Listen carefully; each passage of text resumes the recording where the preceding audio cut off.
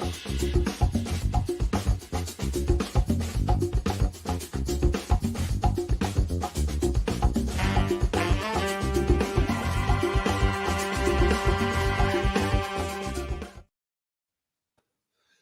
evening, everyone. So we've got our commissioner muted in the background tonight, and joining us is four-time champion, Mr. Sean Douglas. How are you, Sean?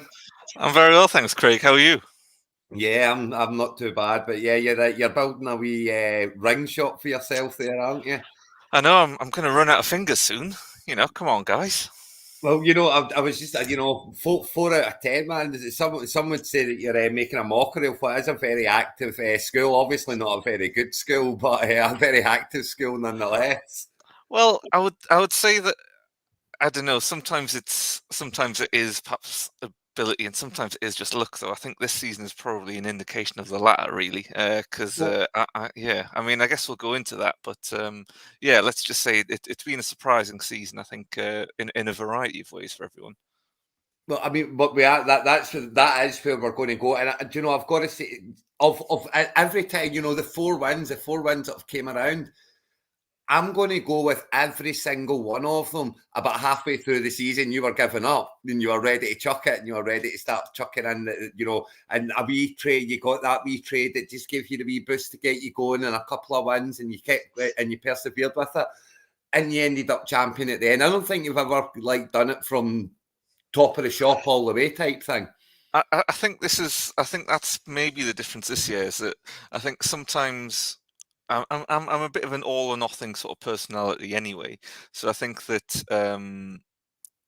usually it's sort of a case of look at the record sort of partway through the season, think, is there enough? And then sort of, either buy or sell. Whereas this season, I think, was different actually, because, well, it was the greatest one in the world. There was nothing to sell. There was a spell where I did put Derek Henry up on the sort of block, but he was the only guy. I couldn't really give up chase. It was like, well, there was nothing really to sort of give away. And I mean, the North is quite a competitive division, and I didn't want to sort of just tumble to the bottom, and embarrass myself.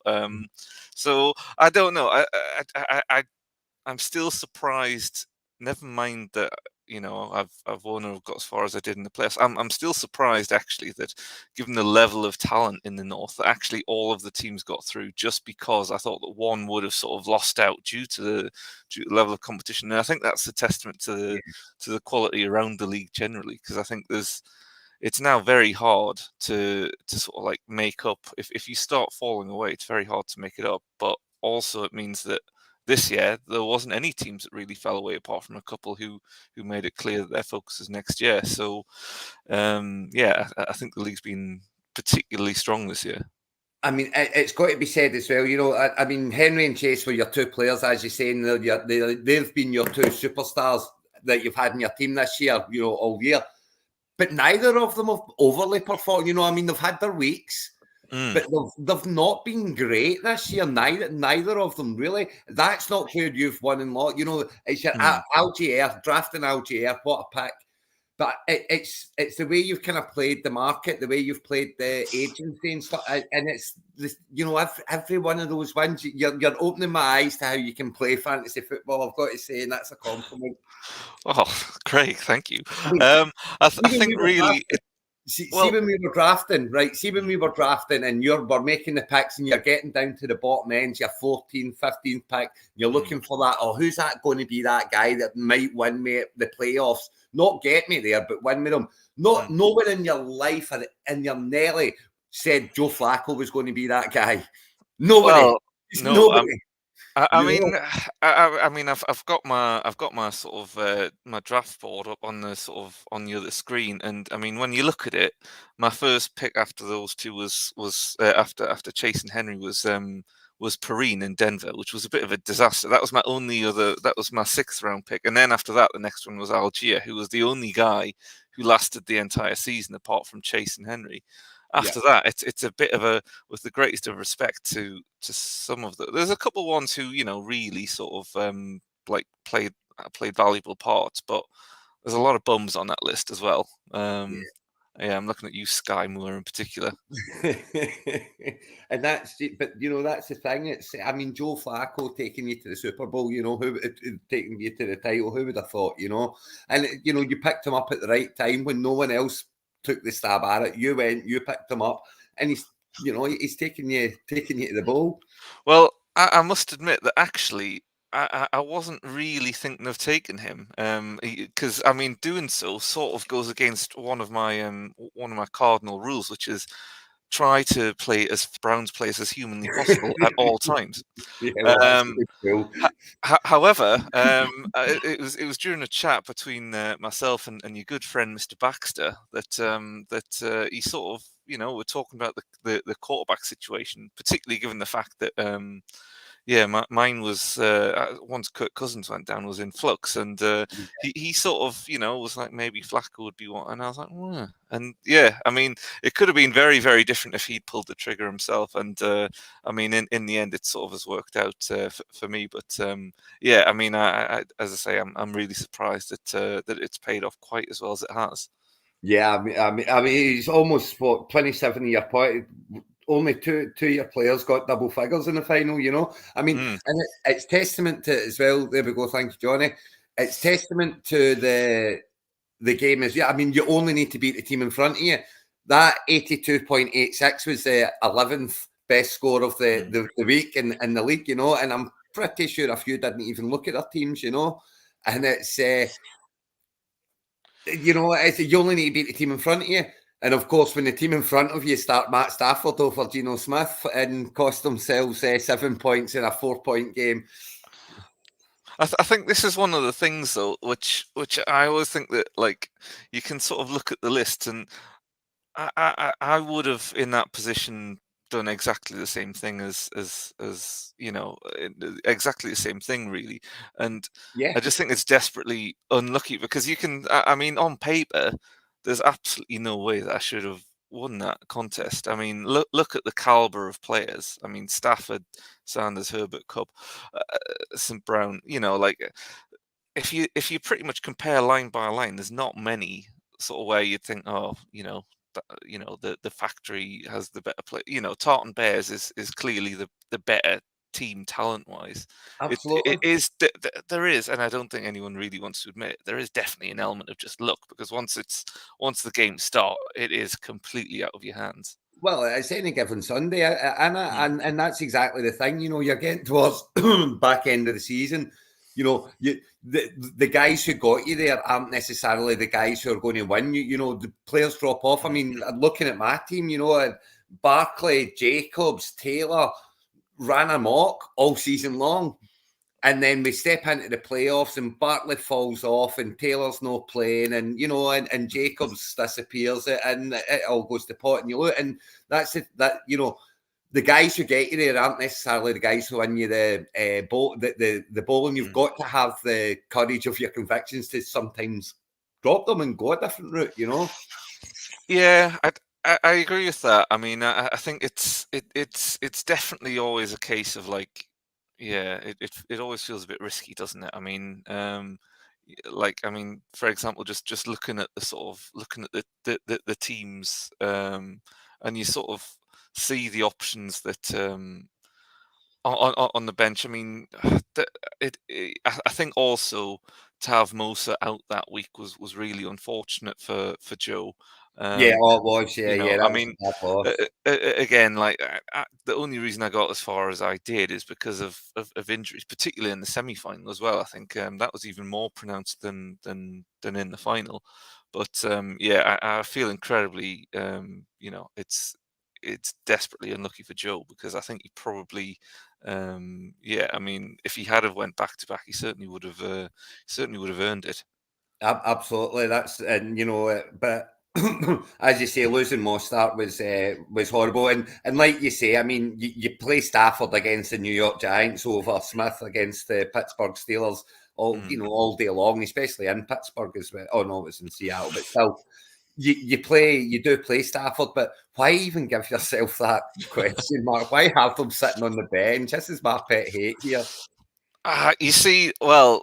I don't know, because I heard you say that in a previous episode, and maybe I'm small and small-minded, but if I have them, it means someone else doesn't, and that is sort of Okay, my view. I mean, because to that's be a honest, fair that point. was actually my sort of view with Joe Flacco, because at the time I had I chop and change my team that much. I can't even remember who my quarterback was a few weeks ago, which is probably not great, but and then if you have them, it means someone else doesn't. I guess that's sort of my view of it. It's maybe not the nicest way to play it, but I guess Yeah, we're all in it to win it, right? I hear where you're coming from, and okay, fair enough, that's fine. Especially at this stage of the season, Mm. you lock up a few and maybe and maybe Joe did look at your team and think, oh, do you know what? Maybe he doesn't want to go with Joe Flacco. Joe Flacco's he's got him here, but maybe maybe he went and picked one or two of them up, but certainly he was holding them away from you. Yeah, But yeah, well, you had a role in your team a couple of weeks ago, so yeah, you had to go. You had to pivot from that. That's for sure. I mean, yeah, I've just brought up my depth chart from a few weeks ago, and it was Josh Dobbs and Sam Howell, who, I mean, yeah, and neither of them even played by sort of week 17. So No. I think this is it. I think that sometimes it is just like sort of just it's out of one's control, really. You have to just do something, and as I say, I feel like this season has definitely been a bit of luck. I mean, You've picked the yeah. right players in the right games at the right times, and you've got the wins where you've had to get the wins, and that's that's how you play fantasy football. That's how you win at Mm. fantasy football. Doesn't matter if you top score every week. You don't need to top score every week. You just need to beat the team you're playing. Well, I think one league that I'm not sure if it's one that anyone really normally pays attention to, but when you go on the sort of like the league sort of homepage, and you sort of look at the sort of the divisional standings, obviously, but then when you look at the coach ones, I guess that's one thing which does indicate whether you've sort of left points on the bench. Yeah, Um, but again, I mean, like, so me and Joe were in the top five for that, in respect of sort of didn't leave many on the bench all season. But that, I think that's just one of those things where, again, it is, there is an element of luck to it. You know, because yeah, I mean, again, sometimes it's really obvious who you should play, but then I think there's teams like yourself, like your own, and like Stevens, that really, when you sort of think about the sheer number of options, it can be really almost paralyzing in a way, because you've got so much talent there, and it's sort of like who actually makes the cut. Whereas if you've got nothing, well, I mean, I don't mean to be funny, but if you don't have as much, perhaps, then I guess it's sort of it's sort of chosen for you. yeah, but at the same time, when you've not got much, you tend to have optionally not much. Much like when with Doug with his with his running backs this year, Mm. he kind of had Hubbard when Sanders still kicking about, and he had Spears from Henry's backup, and he had someone else as well. It was a bit of a backup, but got points every now and then. And he always had to choose kind of two from the three, and sometimes you get it right, sometimes you get it wrong in that sense too. Yeah. So I mean, you can very much, and as you say, top five both of you and the coach makes perfect sense. I Mm. mean, yes, I had a lot of I had Achan on the bench the week that he absolutely bust out, so that kind of screws me in that league right off the bat. He had about 40 odd points. Mm. Yeah, as I say, I think this entire season has been. I think people have, because the way I always sort of think about it is, you either need to be like really good at drafting, or you really need to be quite sharp with the agency and sort of trades, if you sort of want to win. But I think that really everyone's been. I mean, yeah, there's no one who's had an absolute sort of stinker, as I say, apart from people who have sort of decided, you know what, I'd rather focus on next season, Yeah, and that's fair absolutely. enough. Yeah, I mean, when you look at I mean, I was really, there was a spell where I was concerned, like, am I even going to make the playoffs, when it was sort of squeaked in 8 and 6, and I mean, there were teams who finished 7-7 who didn't make it, and Yeah, it's just, I mean, yeah, like and went on to score heavily other in the Sean, for example, winning 6 in a row to sort of come but get the 9th seed, you sort of think, oh God, desperately unlucky. It's just been one of those seasons where it's just been so tight. It was harsh for Yeah. the other Sean, wasn't it? And I know he's got first pick next year, and he won the consolations and all that. But I'm out with him next Friday night for the Old Clara Group's night out, and I'm going to be ripping into him a bit for 7 in a row and no making it, and then going on to win. I mean, he would have won the playoffs in a heartbeat with his scoring, you know. Well, I mean, again, just look at the quality there. I mean, I think that obviously it's always interesting seeing who wins the sort of championship one, but I always find the consolation one really, because there's usually one or two teams who are like sort of who could have probably been contenders in the championship one, and I think this year there were probably a few realistically, weren't there? I mean, definitely. I mean, when you look at that team, you can definitely say that Sean would have been competitive in the championship one as well. 100%. You know, I mean, it's and you know, 6 wins in a row to get to 7-7 was just was a crazy run, and you know, you can see why the players all came into form and they continued in their form. You know, once they got kind of Deontay Johnson back when he missed the first kind of 4 weeks or whatever, that's when he really started kicking in and started winning some games. You know, and you know, White was pretty poor at the start, but really ran into it. Allen was up and down, but always scoring well all season long for him. And Elliott, of course, at the back end of the season come in. So yeah, I mean, Sean must be a bit gutted, but at the same time, let's see what he can do with the first pick next year. You know. Yeah, I mean, I always find it interesting as well to see like which teams have made how many moves and which teams have, and there's some teams who make a lot of trades, make a lot of moves, like an agency and stuff like that. And then when you look at it though, Sean actually was, he made only one team made fewer moves than him, and you just sort of think like it's really interesting to see everyone's approach. I know that some people find the whole trading thing just a bit sort of a bit mad, and to be honest, it sort of is. But I think if you can draft well, then you've always got a pretty decent shot. I mean, when you look at the sort of the team managers sort of tab under the league thing, and it sort of tells you the number of trades, and you just sort of see that, and it's really interesting to sort of see like just some people 5 trades, a lot of people 0. Yeah, I mean, It's that's one of the those thing. things, There are a lot of people that just don't get involved, and that's that's kind of the way they play. You know, it's kind of you want to, and I get that way a little bit as well, where you do want to get something, but you don't want to give up what you need to give up to get that. Yeah. So you end up in that flux where you never do anything because you always think, no, I don't. I want more for him, or I want more for that one, and it's not until you're really selling out or going mental to try and get there that you really push on and go for it. And that's why I think a lot of people are kind of less active than others. Yeah, I mean, there's absolutely nothing wrong with that as well. No, absolutely. Not that you're saying that either. Yeah, it's Yeah, just as I say, I just find it really interesting to see the different ways that sort of teams that what sort of about guys it? just sort of Yeah, approach. no, Yeah, absolutely. And everyone plays the game differently, and it's yeah.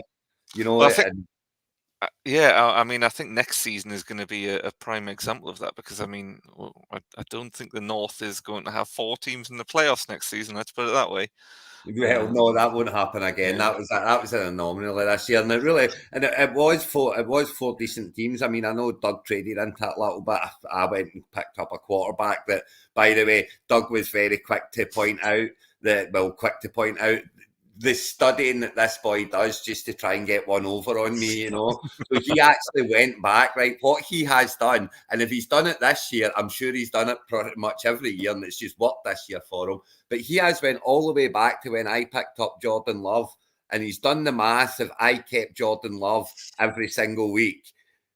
And if I kept Jordan Love instead of trading for Dak Prescott, I would be sitting here champion today. And that's his mathematical fact. He's went back and he's done the math on it, and apparently that's the case, that I would be the champion today if I didn't do that trade.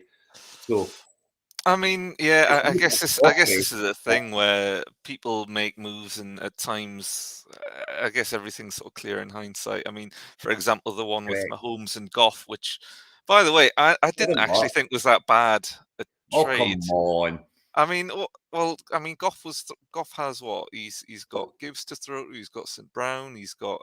That's not the point. That's not the thing. No, but if we're talking about it as in a trade, we're talking about trading draft spots, right? Goff for ninth. Goff will go in the 9th round and 10th round and a lot of drafts. So fair enough. Goff for a 9th, that's fine. You show me the draft that Patrick Mahomes went in the 7th round, and I'll call you a liar.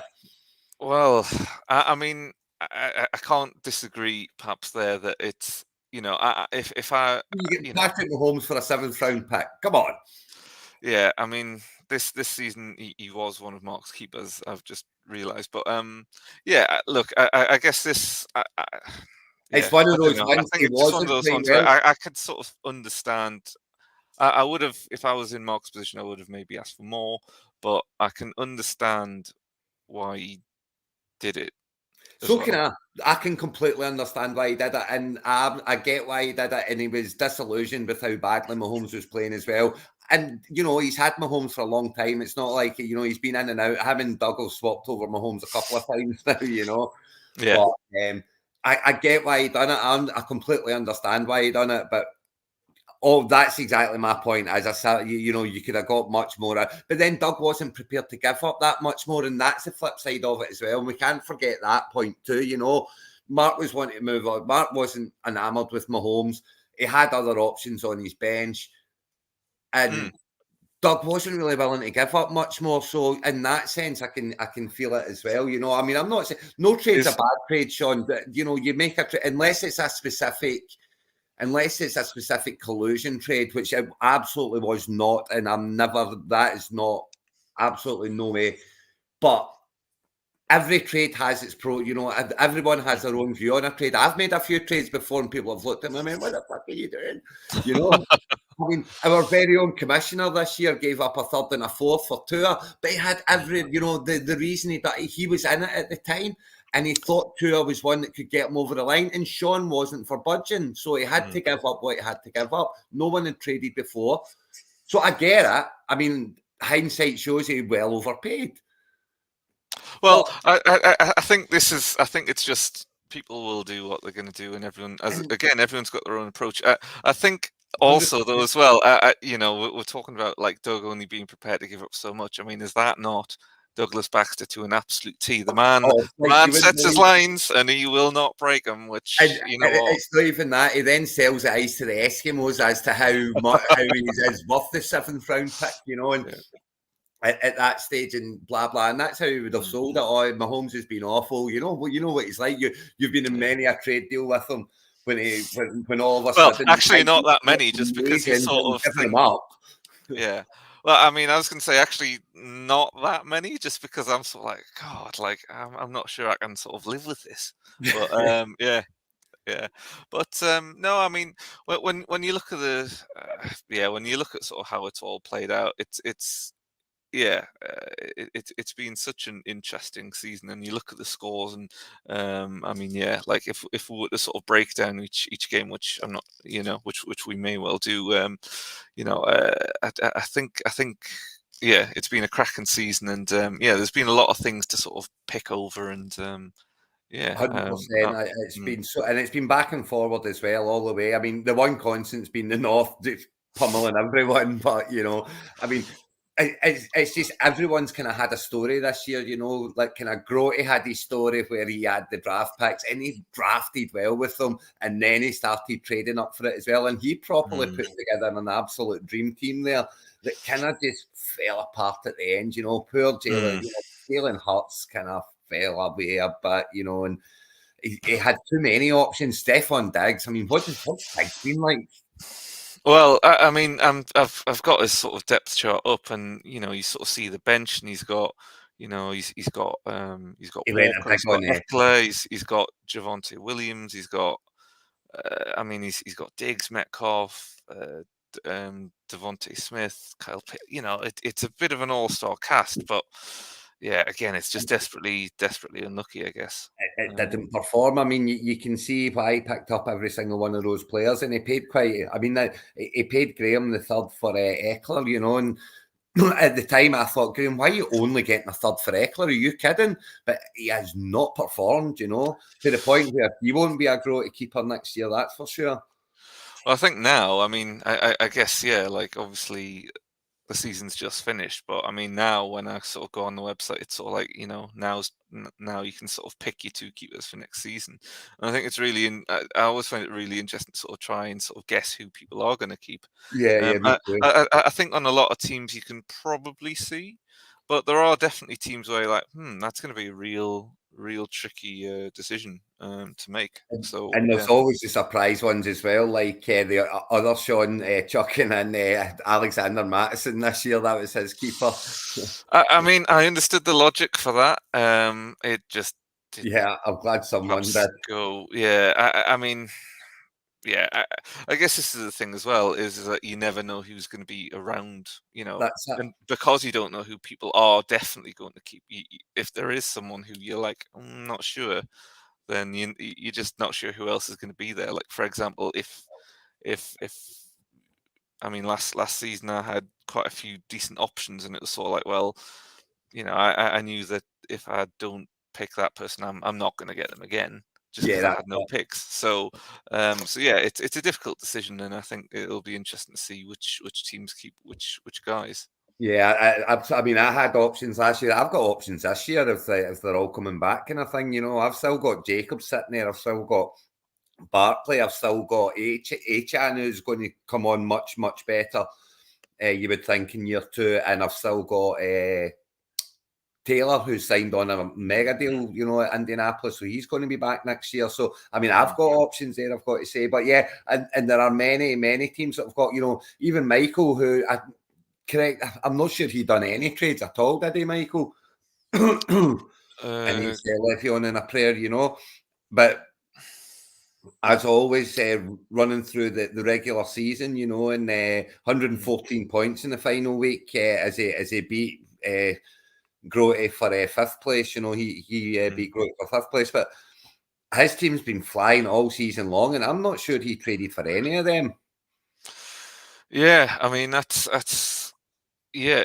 I'm just having a look now. He made 0 trades. Yeah, Michael made 0 trades. So I mean, and that's and again, this is it. I mean, some people are just really, really good at drafting. Like, I mean, to have a situation where you've got where you've got Etienne, Mixon, Connor, Hill, Olave. Hopkins, Olave. Yeah, it's like bloody hell. And Hawkinson. It's like wow, like fair play to Michael for Absolutely. building that one. Yeah.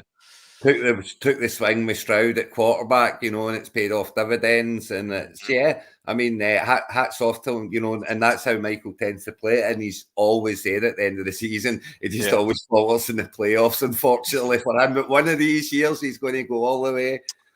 Well, yeah, I mean, again, sort of, I'm just sort of thinking of, you sort of look at there's certain teams who just have an almost absurd amount of sort of, Graham hide and Zeke with, there's only 2 picks in the second half of the draft, one in the 8th and one in the 14th. Like, you sort of Yeah. see some of the teams and you just think, wow, that they should have a lot of really, really good players, and that almost certainly will be the case.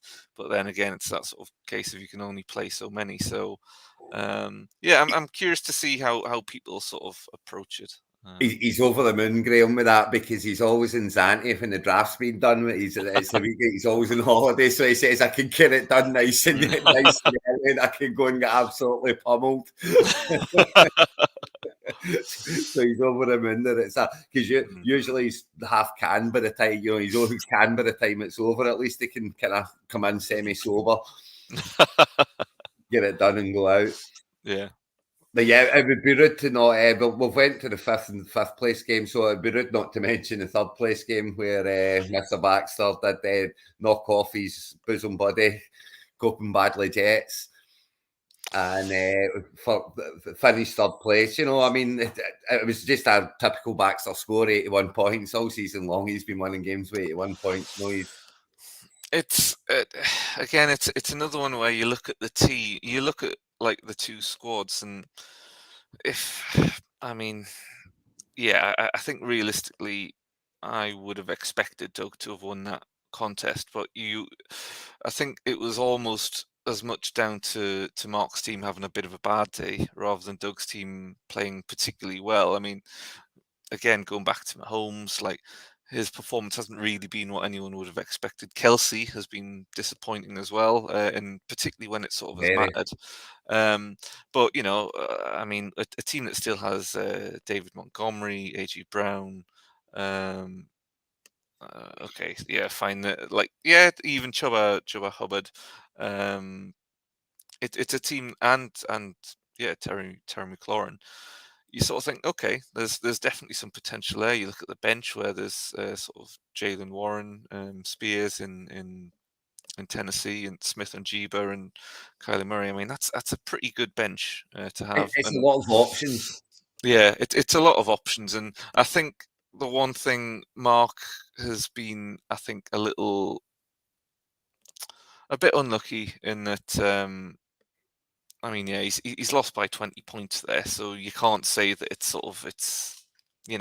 just down to sort of one player. It's a lot of players there are a little bit boom and bust in terms of Gabe Davis is one The in ultimate particular. boomer bust, man. He's 0 or 20 and nothing in Yeah, between.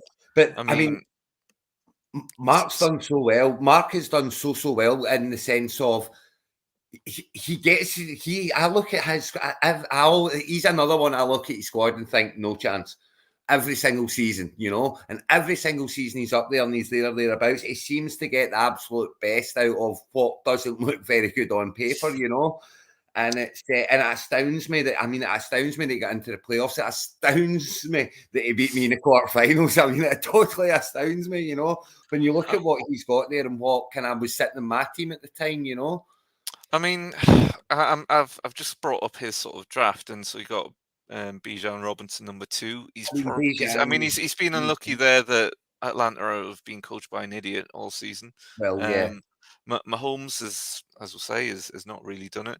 DJ Metcalf is the gone as well. third Traded, round by pick. the That was way. good.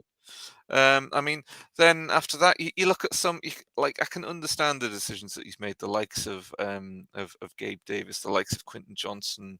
Aaron Rodgers in the 9th round sort of seemed like a good shout, and then it's just one of those things where he went down. Like, in fact, his final 2 picks, Taysom Hill and Rashee Rice, he's made some good Oh, picks. great. Again, it's just one of those things where I think it's just been a bit unfortunate, perhaps. Completely. I mean, it's not the drive. It's just kind of, I mean, especially the fact. I mean, he traded Metcalf away. Rashid Rice is gone.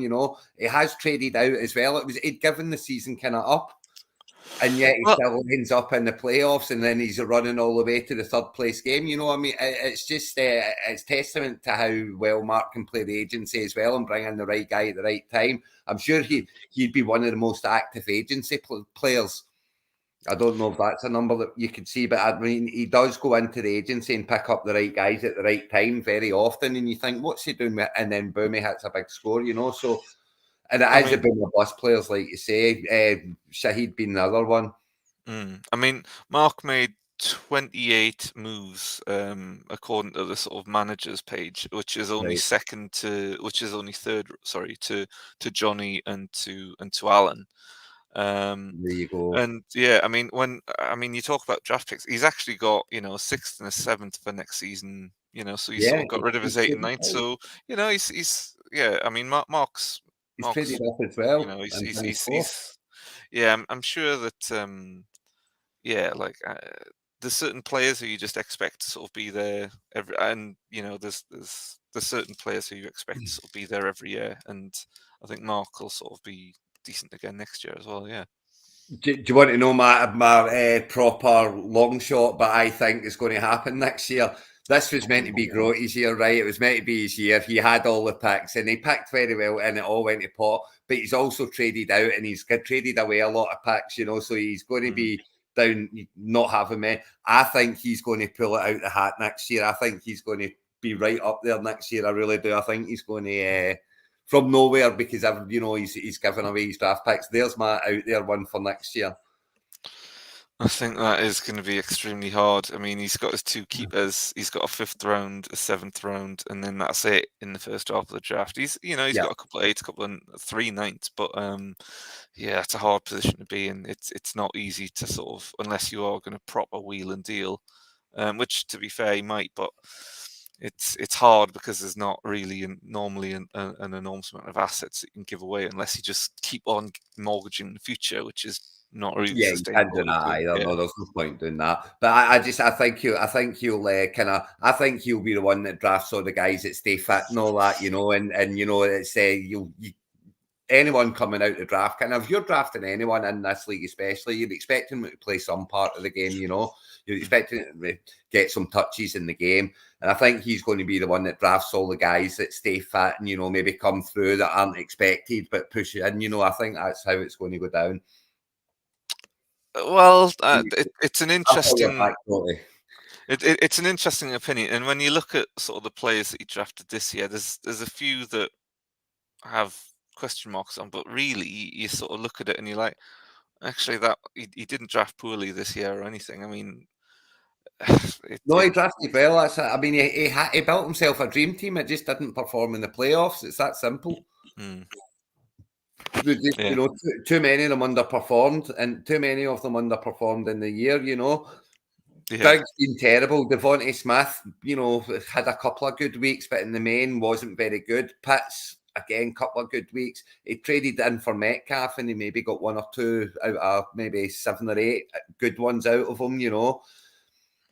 mm, Eckler done absolutely nothing for them. They just underperformed every single one of them, and that's harsh. You can afford one or two, but you can't afford them all to no, underperform. exactly, yeah, yeah, no, that's definitely it, really, isn't it? It's That, yeah, that was his downfall. And then, of course, we had Sean winning. We've already discussed Sean winning the consolations, and of course, Ray lives and dies by McCaffrey. I did try and get McCaffrey off him right at the death, but he wasn't for budging. He wasn't for budging at all. Well, I mean, I think this is it. It's the keeper potential with McCaffrey. I mean, he's unlucky 100%. that he, didn't that he only got sort of 9 points that game. And I mean, to not have Amari Cooper start, that was a bit of a killer as well. The Yeah. Dolphins actually, evacuating themselves. But I mean, yeah, the bench had nothing to offer. He couldn't really, nothing that he could have done would have really swung the game. No, So no, no. I mean, he lost Stevenson as well, which was a bit of a kick. But I yeah, mean, Ray will be back next year, and he'll be back with McCaffrey next year. And if he can just do something semi decent in the draft, and he does have second pick, so he is right up there with second pick. mm, So you know, every chance at Ray's challenging next year as well, without a doubt. Any team in McCaffrey, if he can just get a couple of pieces that stay, and he's some injuries that Ray's picked up from time to time have just been awful as well, So we mm, battle up injury wise, and he could be right there. yeah. I mean, I guess sort of looking at each team, like I guess as we go and we'll sort of talk about each each game, I sort of look at the two teams and I sort of think with Ray, you've got a situation there where, yeah, surely you keep McCaffrey, but then I sort of wonder if what he does with his second keeper. I don't think I would keep anyone, to be honest, on anyone else on that team. I think I would sort of roll the Absolutely dice not. because there's going to be some really good players available at the start of the second round. So I think Oh, he could 100%. absolutely score there. That's a good position to be in. I think a lot of teams have a first round pick, a kind of one to keep in the first round. So I only see Yeah. maybe 4 or 5 teams at the very, very most not just dropping the lot and starting again. But yeah, I mean, I'm the same there with Ray. I would be keeping McCaffrey and nobody else, and the players that will be available in the second round. And remember, it's still second pick. He's got in the second round. Mm. It's not 15th. Yeah. Well, and then as well though, I'm curious as to who Sean keeps, if anyone, because I mean he's got Josh Allen, Zeke Elliott, White in Tampa Bay. I'm not sure if any of those guys are really necessarily worth sort of certainly the number one pick and Well, probably the first pick in the second round either. I'm sort of Josh Allen's the Viola. only one that I would even consider. But as you say, you don't pick him up. Sean has to wipe the slate, and if he wants to pick up Allen the first round when he sees what else is available, fine, pick him up. But see what else is available first. Yeah, Don't commit yourself to Allen when you have the open board. See yeah. how many guys are picking in the first round before your second pick. If there might only be two people behind him, and then he's picking again. Hmm. Then you Yeah, can pick one. I mean, I made this mistake once myself, and Doug did not let me forget it when I made it. Yeah, I think if you've got the first overall pick, unless you've got an absolute superstar, I Unless think we've got disaster. realistically, yeah, I mean, unless you've got someone of that caliber, you're probably just better off sort of starting again, to be honest. And then if you take a look at the board and you don't like what else is there, you pick them up again. Mm. No harm, no foul. It's Yeah, exactly. not keeping Allen doesn't mean you're not going to pick Allen 101. It just Mm. means you're giving yourself the option. Yeah, yeah. Well, I mean, yeah, I think both of those teams are in a good position to pick up some good players because there's definitely going to be some good ones come into I the think draft. so. I absolutely think so. And And then, then well, yeah, yeah, I mean, just looking at the next one, I mean, Johnny's obviously got the third pick. 11th I'm very place. curious as to what the commissioner does here as well, because I mean, again, he's got some good players there. Looking at the team, I mean, Yep. obviously he paid a lot for Tua. There's Aaron Jones there. There's Gibbs in Detroit. Higgins been Um, very unplayable. Higgins been a nightmare for him all year. mm, yeah, I mean. Yeah, I don't think you would necessarily. I don't know. I mean, would Pacheco be a one that you would keep? It would be a big risk, but I'm sure that Johnny. I mean, Johnny's another one who is very active and sort of I think he's yeah, got to it's very astute at picking. So I mean, I'm sure you'll get good value out of that third overall pick. Yeah, no, I mean, I think he's going to take. I think he'll keep Gibbs. I think Gibbs is a good option for keeping. When it comes to Pacheco, I think you have to wait and see where the dust settles with him. I mean, you could say, yeah, keep Pacheco, and then they go out and draft a running back in the first round, and it's like bye bye Pacheco. The same way, kind of like CEH Yeah, and stuff is so. But whilst Pacheco is an option, he's not one that you'd be looking at right now and thinking, yeah, you've got to keep him. He's one that you wait and see where it's at, and maybe when we're coming up to the draft, you can see that Pacheco is going to be the lead back for the Kansas City Chiefs. That's when you consider him as a keeper. yeah. I mean, looking at that, you know, the game between Johnny and Ross. I mean, both of those teams scored enough to have won the actual sort of the championship final. So I mean, Yeah, there's good players on both teams. I think this is one of those sort of good headaches in a way. But I think yeah, to actually analyze the game a little bit, I think Johnny sort of hit it pretty big with Pacheco. And yeah, then the return of Dallas Goddard. I mean, I think he's a really, really when he's healthy, I think he's a really, really good fantasy tight end. So that's a good one to sort of have off the bench because I think sort of his other option was Freiermuth in Pittsburgh, yeah. who's not really done much. So I think I mean yeah, Johnny's team there. When you look at it, you're like. That's I mean yeah that's a pretty good team. You would think that would be competing in the championship playoffs, not in the sort of consolation ones, unfortunately. I mean, he got really unlucky. He traded for Thielen when Thielen was going really well, and the minute he hit Johnny's team, he just fell off the cliff, which was Mm, unfortunate. He lost Fryermuth to injury and Goddard at the same time, and they yeah, were both out at the same time, which is always harsh. Higgins has been in and out all season long. He has been very unlucky this year, it has to be said. But yeah, so is Ross, by the way, and he lost, but he was on the run. He was going to make the playoffs. He was going so well, and then he lost Burrow and Andrews pretty much the same time. And I don't think mm. he's won a game since. I mean, Andrews is. I was going to say he's the probably the best tight end after Kelsey. I mean, this season he's got to be in contention to have been one of the. I guess this season hasn't been his biggest scoring one, No, and as no, I it's not. mean, but by the same token, he's still probably better than most other options that people have. So And that's yeah, it.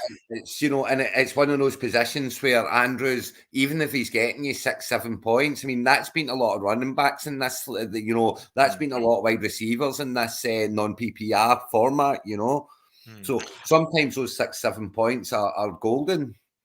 Yeah, and I think you look at, I mean, you look at the rest of his team there. He's got Brock Purdy at QB, who obviously has done a fair amount this season.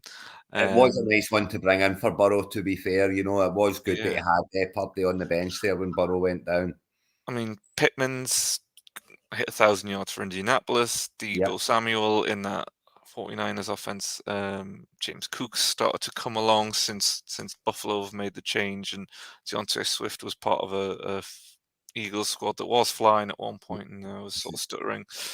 Again, it's another team where there's a lot of good players there, and again, I think the question is, who do you keep there? And I think that this one's actually a little bit harder, I would maybe say, because I guess in Burrow, Andrews, depending on what you think of him, maybe someone like. I was going to say maybe James Cook, probably not. I think that would be too much. Maybe might be a bit of a gamble, but there's players there that you could argue the toss about keeping.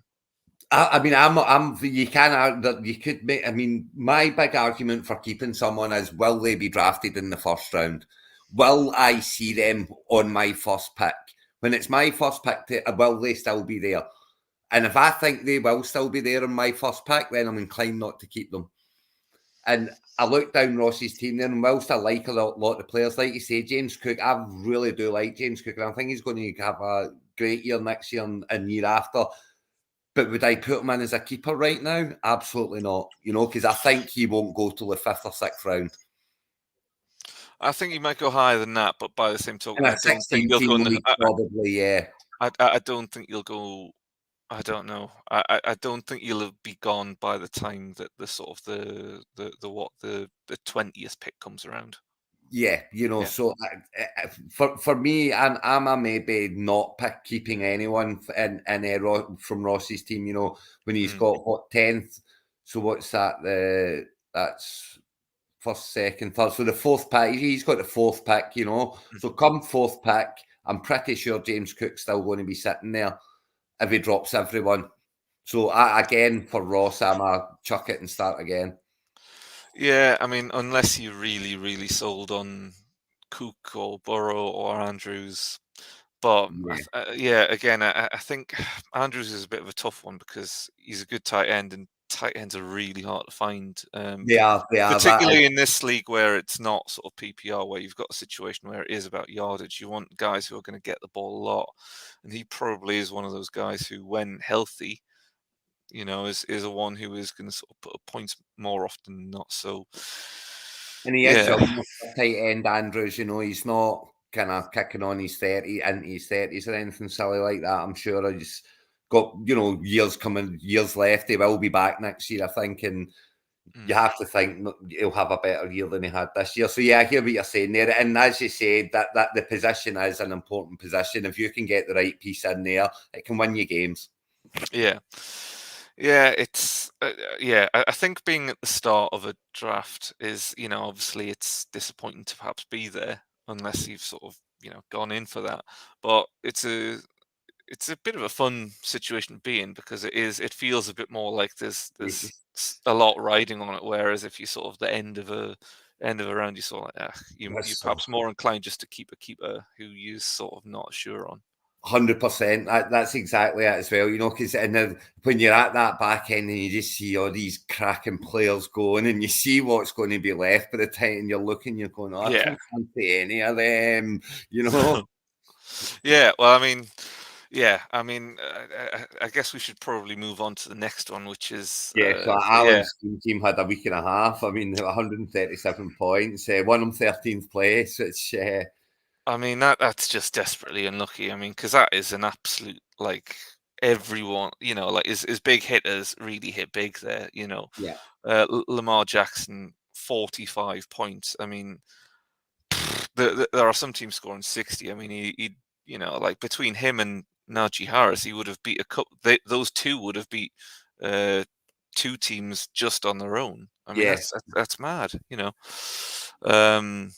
I mean, he had enough to leave Pierce for 11.8 and the Ravens defense for 10 points on the bench as well. The Texans getting 21, it knocked out the park. But yeah, I mean, it's just one of those crazy weeks, isn't it? Yeah, I think that's a one where actually, I mean, Jackson's I'm always a little reluctant to keep a quarterback in this league. Yeah, I But hear you. in Jackson and possibly even Harris, given that Pittsburgh have figured out what to do with themselves to some extent. I think it's an interesting one because it's like that one is sort of difficult because it's like, are any of these guys sort of like could they be keepers? Like, Yeah. I mean, I think in this league, outside of Jefferson, Chase, the real top, the top maybe 3 or 4, in the receivers, I don't think you keep any receiver because it's non-PPR. I think the keepers all come in the running back room, and we all know that the running backs have got short careers in the league, so it's that balancing act as well, isn't it? But yeah, I mean, as you say, Naj, he's flattered to deceive all season long, but then he's just come into the game right at the right time to think, oh, can you keep him for next year, hasn't he? Yeah, I mean, 3 of his last. Sorry, actually, I mean, going back to week. If you were to go back to week 7, I mean, When they there he made the scores change, offensive coordinator, that's when it really kicked in. Yeah, I mean, since then he's had 5 weeks where he scored double digits, 5 weeks where he scored single digits, and I mean, he ended the season with 2 really good performances. So it's like, how much do you believe in those 2 performances? Yeah. It's a big question for Alan, but He had another big one in week 18 as well, and it's saying they're going to have to lean on him, you would think, in Buffalo this week. So that's they're still playing, so he's still got time to watch and see. Yeah. I mean, so look. I mean, we've got the entire off season. We need to sort of see what's sort of going on there, and as well for Alan as well. I guess he's got another 4th round pick this year. So I Yeah. think Alan, perhaps not the sort of the season he would have wanted, but there's definitely potential for next season. A Oh, high draft pick 100%. and sort of an extra 4th round pick is always a good thing to have. And it's just getting those getting those, it's when you're getting your starters, and with 16 teams in the league, it does start by the 3rd or 4th round. It's starting to get bare already a little bit, So to be able to grab another one in there, that's you getting another starter. It makes such a difference. It can make such a difference. And our Graham now. Geez, alloo. I mean, he traded out everything and he was still scoring very well. Although, I mean, he scored enough points to win the title this week, but he's not scored enough to win 13th. Yeah, I mean, well, I think actually, I think I sort of sent in a question to one of the previous podcasts about would you rather have, a higher pick at the start of the draft, or would you rather have more picks sort of in those rounds, sort of 3 to 6? And I think this is why I would, I mean, he's, I don't know if he keeps anyone there. Probably not. You're not going to use a really high value pick on Zamir White or Zay Flowers Absolutely or no so chance. I think you sort of start again there, and I He's think that starting by again sort for of sure. by sort of coming one place further down the pecking order, he's going to have such a good squad next season. I don't think that sort of finishing 6th rather than 5th is going to sort of upset him too much. No, I don't think so. It makes no difference to him now. That's he's got all his picks. I mean, what's he got? 2 3rd rounds, 2 4th rounds, 3 5th rounds.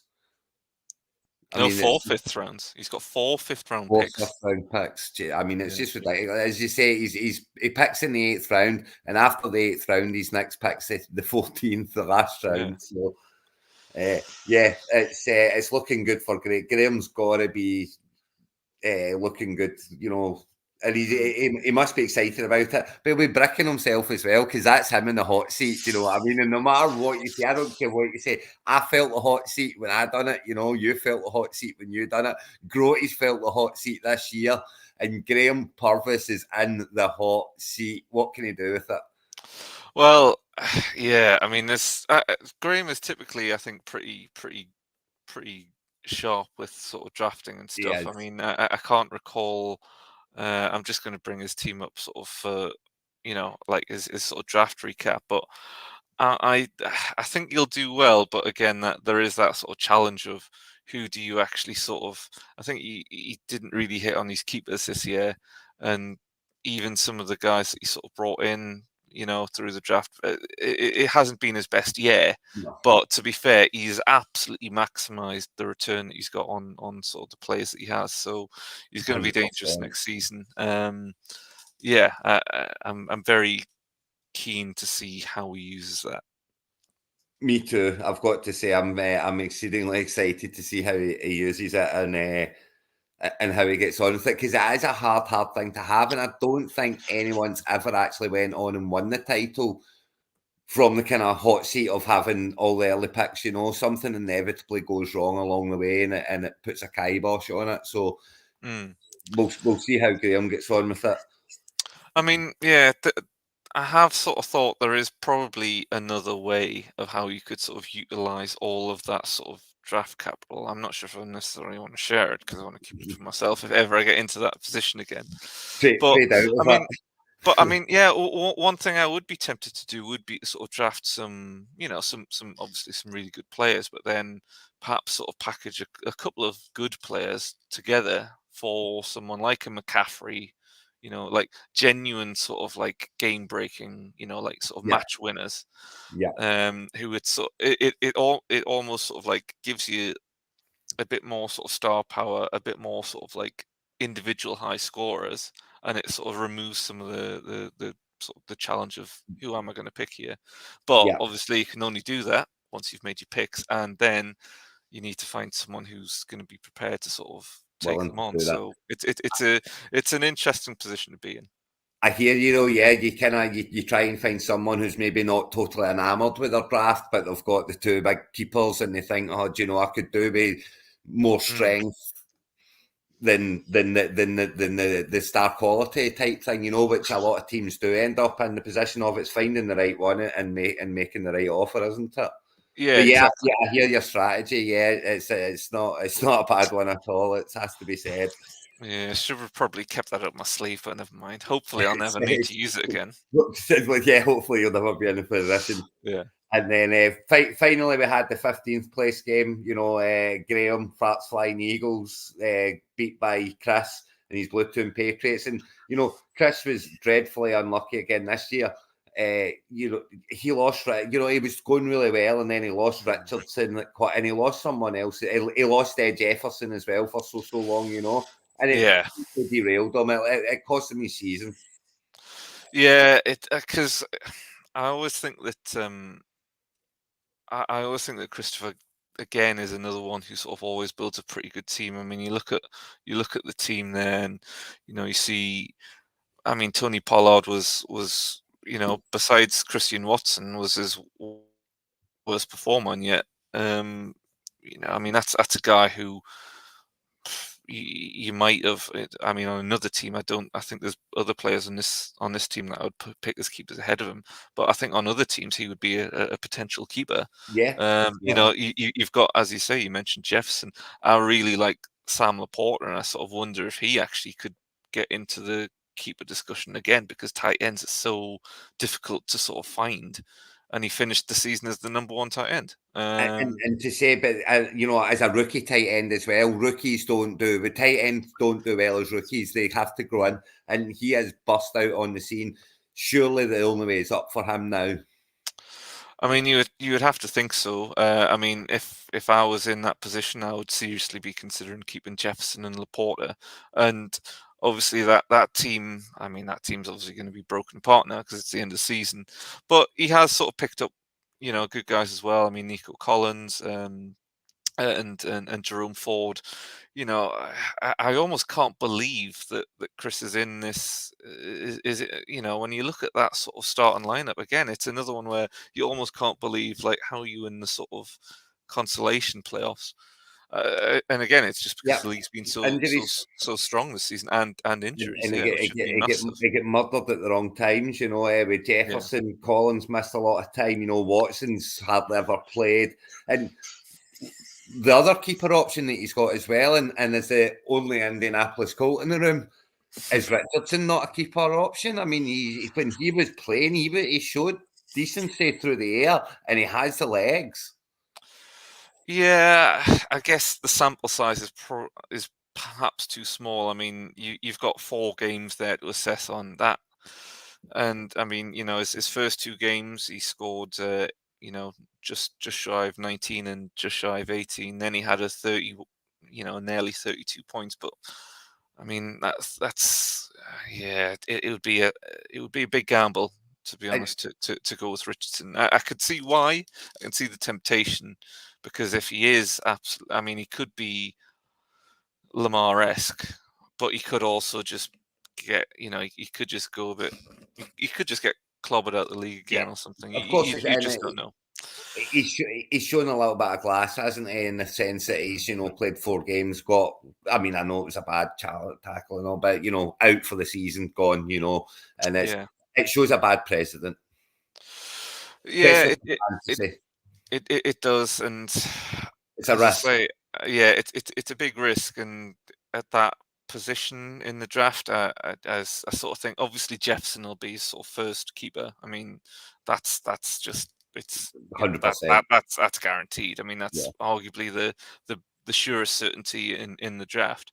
yeah. And then after that, I mean, do you think that there's 20, you know, do you think that someone like Richardson will still be a player of that caliber, would still be around? I would say there probably might be. As I say, Laporte is the one who interests me quite a lot. I'm not sure. Me It too. would be a big swing to sort of keep him, but I also could see that would be one that I would actually more consider than Richardson. I mean, I could see Laporta going quite early as well. You know, with the importance of the position as well, I can definitely see that. So, Hmm. and it's you know, and there are going to be some real big players in the pot, but yeah, I would be. I'm the same as you, and it's not the first round you're looking at because Jefferson's your number one, your first round Yeah. pick. It's the second round. Is he still going to be there when it gets to you in the second round? Yeah, I mean the other one as well is Tony Pollard, but again, this is another one where, well, I mean we're talking about this now, but there's the entire off season to go. Correct, Tony and Pollard that, for a lot of this season was, you know, without scoring necessarily touchdowns, he was effective. Um, but he it could wasn't be a that top keeper. back everyone thought it was. I mean, he's had his points and he's done okay, but as you say, he's done okay. He's not knocked out the park like he was really expected to Mhm. do this year. Yeah, I mean he finished 14th for running backs.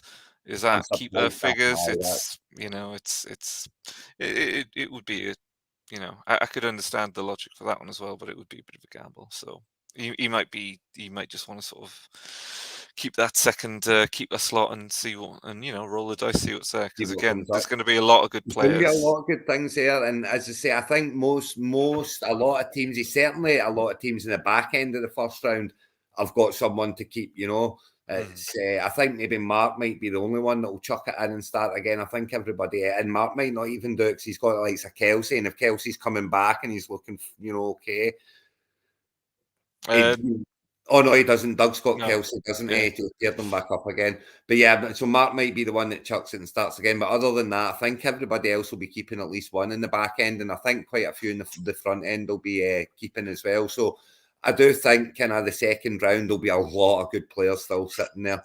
And of course, we've got all the rookies as well that will be coming out the draft that people will be clambering over. Yeah, I mean, yeah, I think, I mean, yeah, I think Mark. I don't know. I think he'd probably keep Bijan Robinson, but Oh, Bijan, yeah, of course, he's got Bijan. yeah. Yeah, that's a keeper. Um, Yeah, okay, there but you go. So no yeah, one in the back end's going to be keeping. yeah. I think if you're in the second half of the draft, I think it's always, my way of looking at it is sort of just see if there's someone that you maybe think, am I going to do better than that if I'm still there? Possibly, but yeah, I think usually if you've got into the championship sort of bracket, then You've got the odds someone. are you've probably got someone who's worthy of keeping. Absolutely, it's always tends to be the way, and it's Mm. and often you've got a lot of choices to make, as as a few do, and in that sense as well, the likes of Grote's team's got to get broke up, Michael's team's got to get broke up, my team's got to get broke up, with the four backs there that are that and I don't see any of them not coming back type thing, so yeah, there's always players sitting there in the second round, and it will be interesting. I can't wait to see what kind of everyone plans to do with their keepers and see how it goes, because it'll be very interesting to see, and there's always someone that keeps someone that you go, what? Yeah. Yeah. I mean, speaking of your game, I mean, it was two sort of big scoring teams. I think we knew that both of those teams had enough sort of star power talent to sort of put up some big numbers. I think the absence of Jacobs was a bit of a killer for you, because I think if I can never pronounce his surname. Is it Akin? A chain, I think A chain. He Okay, wants to be A-Chain. Yeah, called. sorry. Yeah, I mean, if he had have started, the result would have been different. But obviously, I mean, Josh Jacobs is Josh Jacobs. He's only 1 year off from sort of from winning the Russian title. Yeah. Bit of a killer for you that he sort of didn't play, because I mean, yeah, it has Barkley proved did. a difference. And And I'm not Barkley even didn't. being funny. For the second year in a row, Barkley disappeared in the playoffs. He'd done the same last year, Sean, after doing so well to get me into them. Mm. He then bogged off, disappeared off the face of the planet, and he's done the same to me again this year. To that ilk, I don't think I'm going to keep him. I don't care where he is next year. Wow, that's so. I mean, are you going to reveal who you are leaning towards keeping? I am leaning towards keeping Achan. I think he's going to be a superstar. I just think if he can stay fit, the pace that he has is just it's deadly from that position. So Mm. I will be keeping him. If obviously Miami are looking like he's going to be part of a big part of the offense, etc. And Yeah. Taylor is going to be my other one, no doubt, because I think JT's going to be back to Mm. being JT again next year from the get go this time. I think I mean I can certainly understand that. I think Barkley would be one that I would sort of consider keeping as well. But I can understand why. I can understand your frustration with that. So yeah. He's in the discussion. Don't get me wrong, as is Yeah. Jacobs. Obviously, Mm. it And depends where they are. yeah, and I mean, I said earlier that actually the North almost certainly won't have four teams back in the playoffs again. But I must admit, I thought you traded away more than you had. You've only given away one fifth round One pick, fifth so round pick. That was it. yeah, For, so for the guy who cost me the title, according to Mr. Baxter. I mean, you would have to go back and do the maths to find out yourself. I don't know, because that's all a whole lot of work. But yes, he went back and done the maths, and apparently, had I not given up that fifth round pick, I would be champion right now.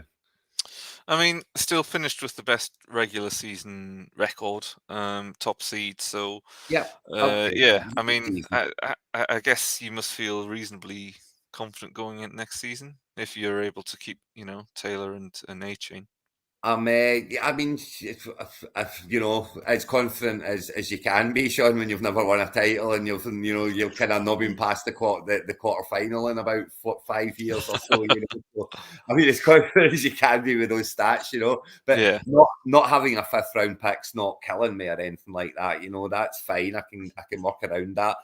The Mhm. majority of that team that I've got there, I've drafted this year, so I think I drafted that one quite well, and it just didn't get me Yeah. over the line in the sense of they disappeared in playoff time. So yeah, I'm as confident as I can be. We'll go again next year. We all get excited before the draft. Mhm. We get involved. We all have our wee gems from down the bottom that we just don't Mm. go yet. You wait, Yeah. and then you get them, and sometimes they work out, and sometimes they don't. But yeah, I'm looking forward to that. Yeah. Yeah. Well, I mean, I think Alan's another one who also sort of faces a big sort of decision on He's got a massive keepers. dilemma. I mean, because he's got genuinely, I would say, probably 4. We could argue the toss about maybe even a 5th Yeah, sort I of mean, keeper. if you want to chuck Nakua in, then you've got to say 5. Yeah, 100%. I mean, the ones I'm sort of the ones I was looking at are, I mean, Hall, Williams, Kamara, Williams. Lamb. I mean, Lamb, Hall, yeah, Nakua, Williams, and Kamara. I mean, I like.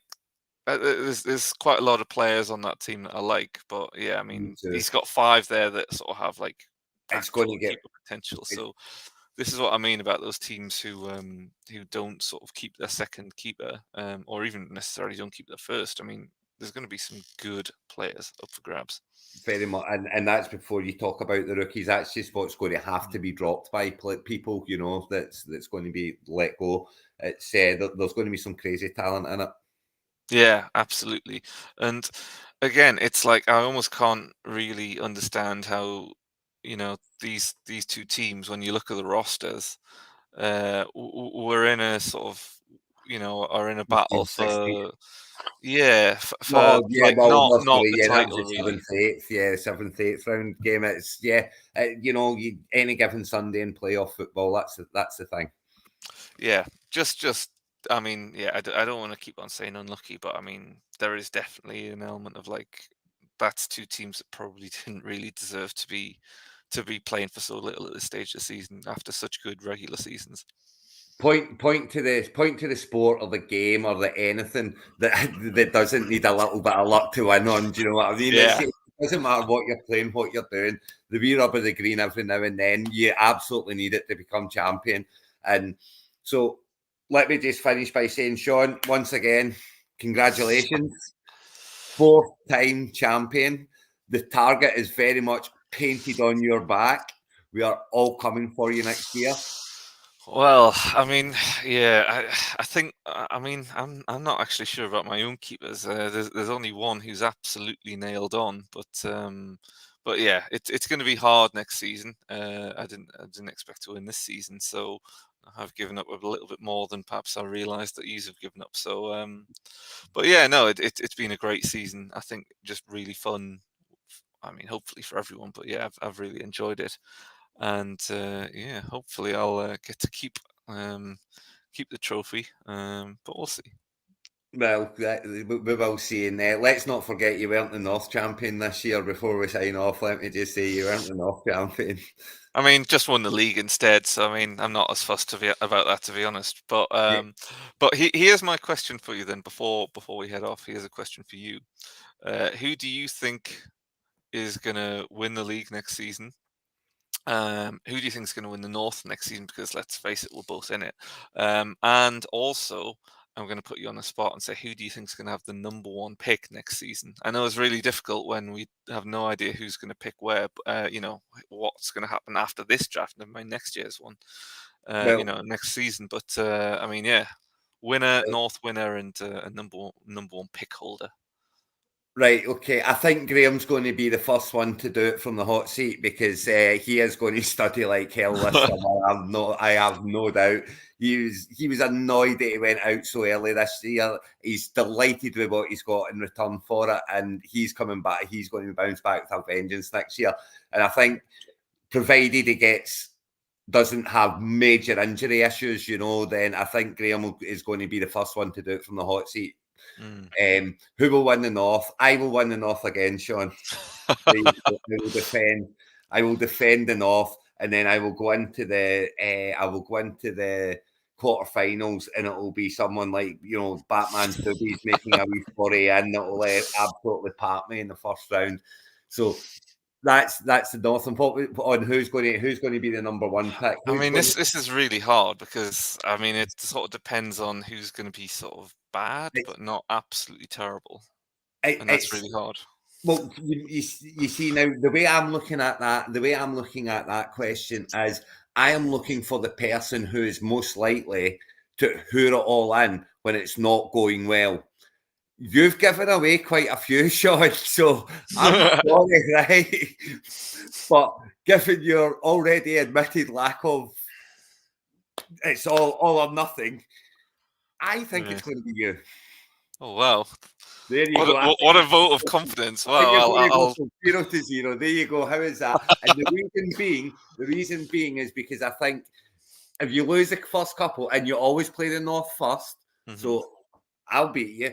Doug might beat you. Gotti might beat.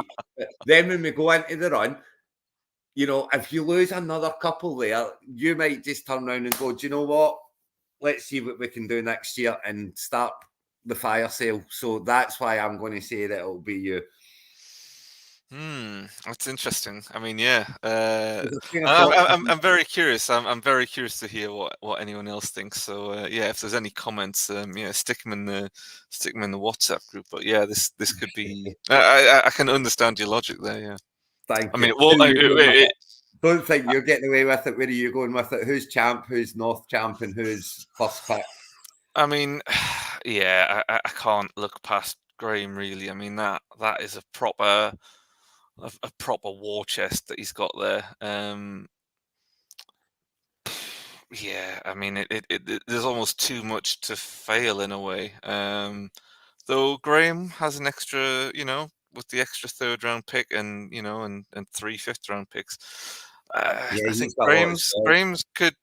I think all the focus will be on sort of hide and seek, but I think Farke's Flying Eagles could actually sort of slip under the radar a little bit, Yeah, because they've still got quite a lot, but I hear without you. the sort of same pressure and without that same sort of level of, Stigma. oh my god, who am I actually going to pick this week? So Mhm. I think that one could be. I think in terms of who wins the North. I mean, I don't think it's going to be Doug. I think he's probably traded away, maybe a little. I think, yeah, I think it probably actually is going to be you, isn't it? The three of you have Yeah, all traded away quite a lot compared yeah, to my we've tried. I mean, yeah, I can't see it being me or Steven. So I think it's between you and Doug. I think Doug will push you pretty hard though. And then in terms of who's going to have the first overall pick, oh, I don't know. I mean, I don't want to sort of say. I mean, I don't. I'm not going to pick myself. I mean, God, I have a little But you can hear my self-respect. logic in it. Yeah, I can hear your logic though. I am tempted to say Alan's Kirkwall Raiders. They're without a third round pick and a fifth round pick, and I could maybe see that being a one there as well, where they've sort of given that away. It'll I'm be trying. enough to win the consolations, but it'll be just short of playoff stuff, is what you're But saying. Well, because I think they'll have. I think Allen's going to have a couple of really good keepers there as Keepers, well. yeah. In Kyron Williams, Bryce Hall, C.D. Lamb, and Kua Kamara. I think if he does that well, who knows? He might make the championship playoff. But I think if he didn't make that with the keepers he's got, I would think he's got a pretty decent shout actually at getting number one. I think he could be a threat next season. It just depends on given how much draft capital he's already given away. Good answer. Fair enough. And Yeah. that's it. As long as you explain your logic, there's logic behind that. John, Well, yeah. thank you very much. Or of course, it could be Stephen because I mean, Well, he's it's growing. yeah, exactly. Yeah. He's had his moment in the sun. It's time to go back to where the growty things again. Oh yes. Staying very much in the long grass. Yeah. I hear you, John. Thank you very much for coming on, sir, and doing this. And congratulations on the title. We're all coming for you next year. So have a good summer. Yeah, thank you very much. Yeah, looking forward to it all again next season. And yeah, I will try and outrun your collective sniper rifles. Good luck, Johnny. Thank you very much, sir.